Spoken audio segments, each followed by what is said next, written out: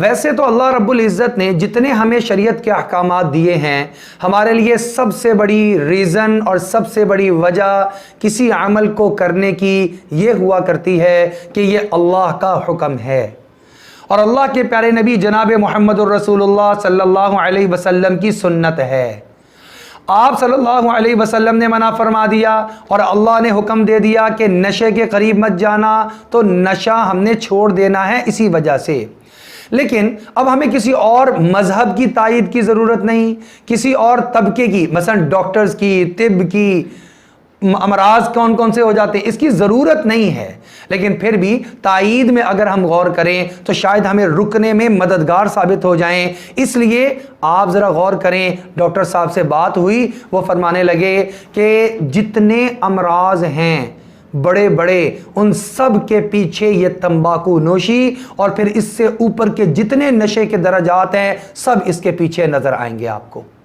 یعنی انسان کے معدے خراب ہونے سے لے کر اس کا جگر تباہ ہونا، پھیپھڑے ختم ہونا، دمے کا، سانس کی تکلیف کا ہو جانا، اس کے آگے دل کے امراض کا بڑھ جانا، بلڈ پریشر کا بڑھ جانا، اس کے لیے جو ہے وہ ٹی بی کا ہو جانا، حتیٰ کہ کینسر کا ہو جانا، اس کے نیند کا اڑ جانا، اس کی بے خوابی، بد ہضمی، ایک بہت بڑی لمبی فہرست ہے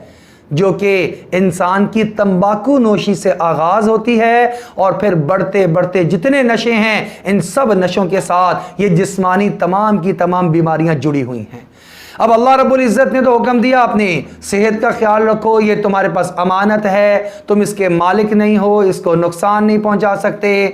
یہ جسم ہمارا اپنا نہیں ہے، لہٰذا ہماری اپنی مرضی بھی نہیں ہے، ہم اپنی مرضی سے اپنی انگلی کو کاٹ نہیں سکتے۔ اللہ جل شانہ پوچھیں گے میں نے تمہیں نعمت دی تھی، تم نے اس کو ضائع کیوں کیا؟ اسی لیے خودکشی حرام ہے، ہماری چیز نہیں ہے کہ ہم اس کو جب چاہیں جان کو ختم کر دیں اور جب تک چاہیں اس جان کو چلاتے رہیں۔ لہٰذا بے تحاشا امراض لگنے کی وجہ بھی آج ہمارے معاشرے میں یہی نشہ ہے۔ اس لیے ہمیں اپنے آپ کو نشے کی لعنت سے اس لیے بھی محفوظ رکھنا ہے کہ دین بھی خراب ہوگا اور دنیا بھی خراب ہوگی، روحانیت بھی تباہ ہوگی، صحت اور جسم بھی خراب ہوگا۔ اس لیے ہمیں اس سے اپنے آپ کو بچانا پڑے گا۔